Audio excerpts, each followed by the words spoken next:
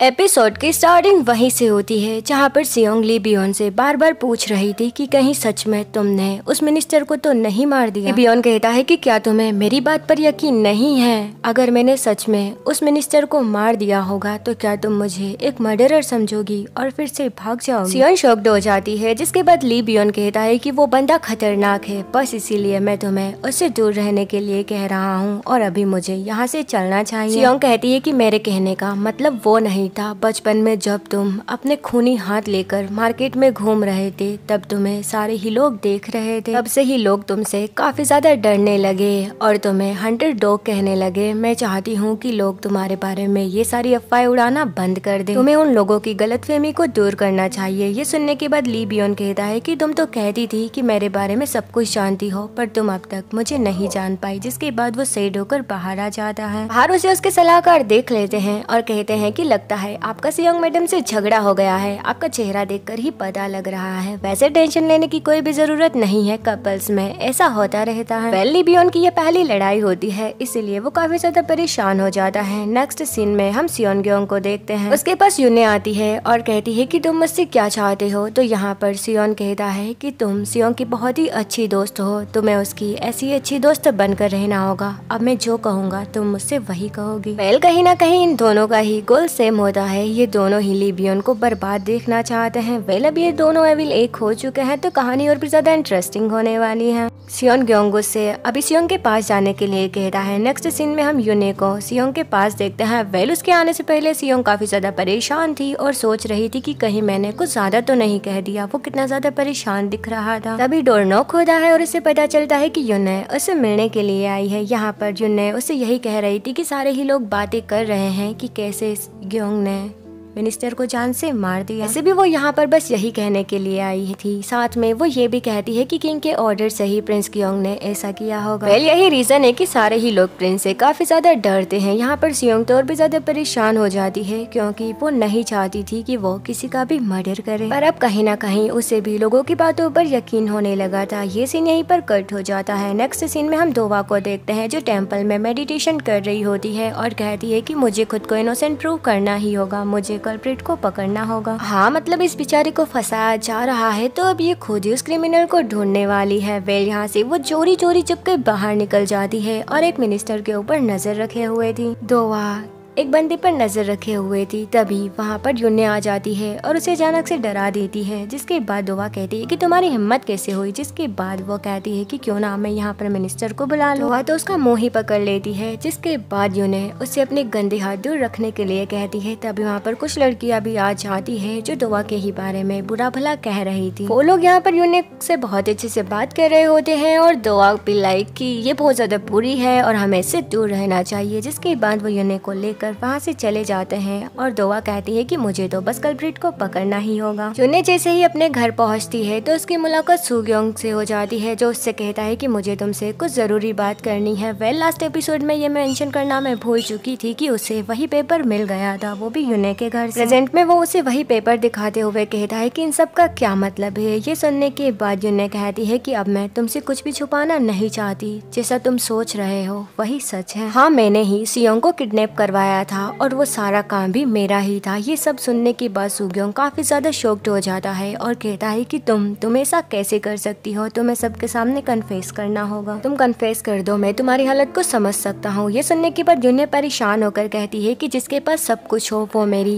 Problem को कभी भी नहीं समझ सकता। अब सियोंग कहता है कि तुम कन्फेस कर दो वरना मुझे प्रिंस ग्योंग को इस बारे में बताना ही होगा। ये सुनने के बाद यूने कहती है कि अच्छा तुम ऐसा करोगे, वाह क्या फ्रेंडशिप है, ठीक है तुम उसे जाकर बता दो। अब वो जोर जोर से हंसने लगती है और कहती है कि क्या तुम्हें नहीं पता हसुका क्लैन के मेंबर कोई और नहीं तुम्हारे फादर ही है। ये सुनने के बाद सू ग्योंग काफी ज्यादा शॉक्ड हो जाता है और कहता है कि तुम क्या बकवास कर रही हो। यूने उसे जाकर उसके फादर से ही पूछने के लिए कहती है। नेक्स्ट सीन में हम फिर से दोवा को देखते हैं जो उसी जगह पर पहुंच जाती है और कहती है कि कल्प्रिट उसी जगह पर जरूर आता है जहाँ पर उसने क्राइम किया हो। तभी वहाँ पर अचानक से ये बंदा आ जाता है जो दोवा को बहुत ही ज्यादा डरा देता है। वो उसे बताता है कि क्रिमिनल की मौत हो चुकी है तो यहाँ पर तुम्हें कुछ भी नहीं मिलने वाला। उसकी ऐसी अजीब गरीब बातें सुनने के बाद दोआ तो काफी ज्यादा परेशान हो जाती है, जिसके बाद वो सीधे उसी ढोल के पास पहुंच जाती है जो सियोंग ने अपनी हेल्प के लिए बजाया था। अब हमारी दोआ क्रिमिनल को पकड़ पाएगी या नहीं ये तो हमें आगे ही पता चलेगा। अभी तक तो इसकी डेडिकेशन देखकर यही लगता है कि शायद ये कल्प्रिट तक कैसे न कैसे पहुंच ही जाएगी। ली बियोन डेड बॉडी के पास होता है और कहता है कि इसके ऊपर 2 बार वार किया गया है और ये किसी वुमन ने किया है, क्योंकि उसके ऊपर जिस चीज का निशान था वो लड़कियां अपने डिफेंस के लिए यूज करती हैं। अब वो इस असमंजस में फंसा ही हुआ था कि तभी वहाँ पर एक सोल्जर आता है और उससे कहता है कि किंग ने आपको बुलाया है। दरअसल राजा को पता चल गया था कि उसने मिनिस्टर को जान से नहीं मारा, उसने बस झूठी अफवाह फैला दी है कि उसने ही उसे मार दिया है। अब तो सारे ही लोग वहाँ पर इकट्ठे हो जाते हैं और ली बियोन से कहते हैं कि तुमने बहुत ही बड़ा जुर्म किया है, तुम्हें इसकी सजा मिलेगी। सब उसे सजा देने के लिए कहते हैं। तभी सियोंग के फादर कहते हैं कि प्रिंस बियोन को एक लास्ट चांस मिलना चाहिए, जिसके बाद राजा उसके सामने जाकर तलवार फेंक देते हैं और कहते हैं कि ठीक है, अपनी लॉयल्टी प्रूव करके इसे जान से मार दो। ली बियोन जैसे ही अपने हाथ में तलवार को थामता है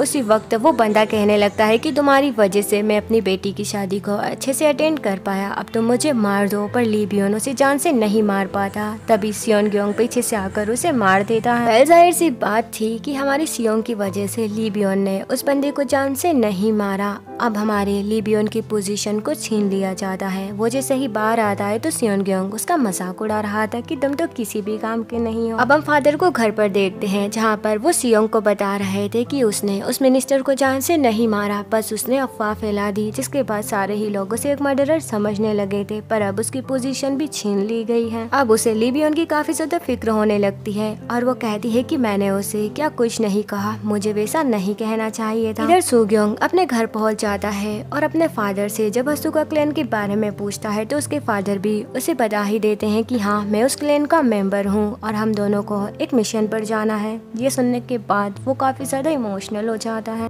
वो ली बियोन को अपना बहुत ही अच्छा दोस्त मानता था और उसे धोखा नहीं देना चाहता था। नेक्स्ट सीन में हम यूने को उसके फादर के पास देखते हैं जहाँ पर वो एक न्यू कार्ड के बारे में बताती है। इधर हम सू ग्योंग को देखते हैं जो ली बियोन के पास आकर उसे सारा ही कुछ बता देता है, जिसके बाद ये सीन भी यहीं पर कट हो जाता है। यहाँ पर हम सू ग्योंग को काफी ज्यादा इमोशनल देख पाते हैं। अब ली बियोन सीधे काफी ज्यादा गुस्से में यूने के पास जाता है और उसे अरेस्ट कर लेता है। नेक्स्ट सीन में हम उसे मार्केट से गुजरते हुए देखते हैं जहाँ पर वही लेडी उसे बहुत ही ज्यादा ताने मार रही थी कि तुमने मेरे पति को छीन लिया। वो उसे बहुत ज्यादा कोस रही थी कि तुम एक मर्डरर हो, तुम एक जल्लाद हो, तुम्हें यहाँ से चले जाना चाहिए। ये सब सुनने के बाद उसे बिल्कुल भी अच्छा नहीं लगता। वो उसे मारे ही जा रही थी। तभी उसे प्रोटेक्ट करने के लिए वहाँ पर सियोंग आ जाती है। वो लेडी अभी भी उसे बुरा भला कह ही रही होती है। यहाँ पर अपने सामने सियोंग को देख कर ली बियोन भी काफी ज्यादा इमोशनल हो जाता है। अब वो दोनों ही घर वापस आ जाते हैं जहाँ पर ली बियोन कहता है कि तुम्हें ऐसे नहीं करना चाहिए था, पर आज पहली बार था जब कोई मेरे लिए आगे आया था, वो भी इतनी डेंजरस सिचुएशन में। ये सुनने के बाद सियोंग कहती है कि मैं हमेशा तुम्हारे साथ खड़ी रहूंगी, चाहे सिचुएशन कैसी भी हो, और पिछली बार के लिए प्लीज मुझे माफ कर दो। मुझे पता है कि तुम्हारा पास्ट कैसा था और अब तुम उससे निकलना चाहते हो। ये सुनने के बाद वो भी उसे बताने लगता है कि कैसे जब प्रिंस सियोंग ग्योन के पेरेंट्स की डेथ हो गई थी तब मैं राजा की साइड चला गया, वो भी अपनी फैमिली को प्रोटेक्ट करने के लिए। उसके बाद जब मेरा उससे आमना सामना हुआ तो मुझे पता नहीं क्यों बहुत ही ज्यादा गुस्सा आया। यहाँ पर सियोंग भी उसे समझाने लगती है कि तुम फिर से एक मर्डरर नहीं बन सकते, तुम बहुत ही ज्यादा अच्छे हो और तुम अपने डार्क पास्ट को लिव करने के लिए भी रेडी हो। ये सब सुनने के बाद ली बियोन को भी बहुत ही ज्यादा अच्छा लगता है और ये दोनों यहाँ पर काफी सारी बातें करने लगते हैं। पहले सीन काफी ज्यादा इमोशनल भी होता है क्योंकि उसे बहुत ही जल्दी मौत की सजा मिलने वाली थी। ये सब जानने के बाद भी वो स्माइल करते हुए सियोंग को गले लगा लेता है। अब हमें नेक्स्ट मॉर्निंग का सीन दिखाया जाता है जहाँ पर सारे ही लोग उसे मौत की सजा देने के लिए कह रहे होते हैं। ग्योंग भी वहीं पर अपना सर झुकाकर खड़ा था। लास्ट नाइट उसने बियोन से माफी मांगी थी और कहा था कि अब मैं तुम्हारा सामना भी नहीं कर सकता, मुझे शर्म आ रही है। बियोन ने कहा था कि तुम मेरे बहुत ही अच्छे दोस्त हो और इसके लिए मैं तुम्हें कभी कभी भी ब्लेम नहीं करूंगा। नेक्स्ट सीन में हम हमारी सियोंग को देखते हैं जो सियोंग्योंग के पास चली जाती है और उससे रिक्वेस्ट करने लगती है कि प्लीज बियोन की जान बचा लो, तुम जैसा कहोगे मैं बस सब करूंगी। पहले तो ग्योन मानने को तैयार नहीं था, पर जैसे ही सियोंग उसके सामने नील डाउन होकर रिक्वेस्ट कर रही थी तो वो इसके लिए मान जाता है कि ठीक है मैं उसकी जान बचा लूंगा, पर तुम्हें मेरी सारी बात मानना पड़ेगा। पहले चिंदी अब हमारी हीरोइन से क्या करवाएगा ये तो हमें आगे ही पता चलेगा। अब हम उसे सीधे राजा के पास देखते हैं जहाँ पर वो कह रहा था कि उसके लिए बस मौत की सजा काफी नहीं रहेगी, क्यों ना हम उसे बॉर्डर पर भेज दें। वहाँ पर जाकर उसे बार्बरियन से निपटना पड़ेगा जो बहुत ही ज्यादा खतरनाक है और हो सकता है कि वो कभी वहाँ से जिंदा वापस ही नहीं आए, और अगर वो जीत गया तो चाइना हमें इंटरेस्ट लेने लगेगा। क्या पता इस वजह से चाइना हमसे खुश हो जाए और हमें अटेंशन देने लगे। उसका ये आइडिया राजा को भी बहुत ही ज्यादा अच्छा लगता है। जिसके बाद फिर होना क्या था, वो हमारे ली बियोन को बॉर्डर पर सेंड करने के लिए कहते हैं। सारे लोग उसे मौत की सजा देने के लिए कह रहे होते हैं। तभी सुग्योंग का चेहरा देखकर उसे फिर से रात का सीन याद आता है कि कैसे वो कह रहा था कि मेरे फादर ही हसुका क्लैन में शामिल है, और वो ली बियोन को हमेशा से एक अच्छा दोस्त मानता है और कभी भी उसे डिच नहीं करना चाहता। यहाँ पर उसने उसे कंफर्ट करते हुए ये कहा था कि ठीक है कोई बात नहीं, आगे जो कुछ भी होगा मैं तुम्हें उसके लिए ब्लेम नहीं करूंगा। ये सब सुनने के बाद सुग्योंग भी काफी ज्यादा इमोशनल हो जाता है और ली बियोन भी। अब हमें सीधे नेक्स्ट मॉर्निंग यानी कि उसी सभा का सीन दिखाया जाता है जहाँ पर राजा सबके सामने उसे बॉर्डर पर जाने के लिए कह देते हैं। ली बियोन राजा का आदेश मान लेता है, जिसके बाद सियोंग और उसकी फैमिली उससे आकर मिल रहे होते हैं। ली बियोन के पास ज्यादा वक्त नहीं होता। यहाँ पर फैमिली और सियोंग भी उसे देखकर काफी ज्यादा इमोशनल हो जाते हैं। अब हम सियोंग्योंग को उसके बंदों के पास देखते हैं जहाँ पर कुछ लोग उससे कह रहे थे कि आपने उसे मौत की सजा क्यों नहीं देने दी, तो यहाँ पर वो कहने लगता है कि कोई फर्क नहीं पड़ता, वैसे भी वो बॉर्डर से जिंदा वापस नहीं आएगा। इधर ली बियोन कुछ लिख रहा होता है, तभी वहाँ पर सियोंग आ जाती है और उससे बात करने लगती है। साथ में वो ये भी कहती है कि मुझे पता है तुम ये काम बहुत ही अच्छे से करोगे। अब वो उसे बाहर लेकर आती है जहाँ पर डेकोरेशन की हुई होती है। उसके हाथ में बुके था और वो उसे अपने साथ चलने के लिए कहती है। वो दोनों एक दूसरे को रिंग पहनाते हैं और यहाँ पर इनकी शादी हो जाती है। ली बियोन कहता है कि शुरू से लेकर अब तक मेरी लाइफ में बस एक ही लड़की थी और वो बस तुम हो मेरी वाइफ। ये सुनने के बाद सियोंग भी स्माइल करने लगती है और उसे किस कर देती है, जिसके बाद ली बियोन भी उसे किस करता है और इसी किस के साथ ये सीन यहीं पर कट हो जाता है। नेक्स्ट मॉर्निंग ली बियोन अपनी सेना के साथ बॉर्डर पर जाने के लिए निकल जाता है। उसके लिए वहाँ पर सियोंग और उसकी फैमिली भी आई हुई होती है जो उसे अपनी ब्लेसिंग्स देती है। ली बियोन जैसे ही सियोंग को देखता है तो अपने घोड़े से नीचे उतरकर उसके पास आता है, जिसके बाद सियोंग इमोशनल हो जाती है और कहती है कि तुम जीत कर वापस आना। ली बियोन उसे रोते हुए देखकर कहता है कि मैं तुम्हें कभी भी छोड़कर नहीं जाऊंगा, मैं वापस जरूर आऊंगा। जिसके बाद वो सियोंग को हक कर लेता है। यहाँ पर सियोंग उसे अपना ब्रेसलेट उतार कर दे देती है, जिसके बाद ली बियोन स्माइल करते हुए वहाँ से अपने घोड़े पर सवार होकर चला जाता है। पहले सीन यहीं पर कट हो जाता है। नेक्स्ट सीन में हमें ली बियोन को अपनी सेना के साथ उसी बॉर्डर पर जाते हुए दिखाया जाता है जहाँ पर वो फाइट के लिए तैयार था। नेक्स्ट सीन में हम हमारी सियोंग को देखते हैं जो अपने घर पर होती है और बंगुल से कहती है कि जल्दी से मेरे सामान को रेडी करो, लास्ट नाइट मैंने प्रिंस बियोन से शादी कर ली थी और अब मैं उन्हीं के घर पर रहने वाली हूँ। बंगुल तो काफी ज्यादा शॉक्ड रह जाती है और कहती है कि तुमने मुझे इस बारे में क्यों नहीं बताया, पर तुम्हें कांग्रेचुलेशन। तभी वहाँ पर उसके पेरेंट्स भी आ जाते हैं। फादर तो काफी ज्यादा गुस्सा कर रहे थे कि अगर वहाँ पर उसकी मौत हो गई तो तुम बिना हस्बैंड के कैसे रहोगी, तुम्हें ऐसा नहीं करना चाहिए था, पर मदर उसका सपोर्ट कर रही होती है। पर मदर फादर को यहाँ से लेकर चली जाती है। नेक्स्ट सीन में हम यूने को देखते हैं जिसके पास सैनिक खड़ा हुआ था, पर तभी वहाँ पर कुछ लोग आ जाते हैं और ये सीन यहीं पर कट हो जाता है।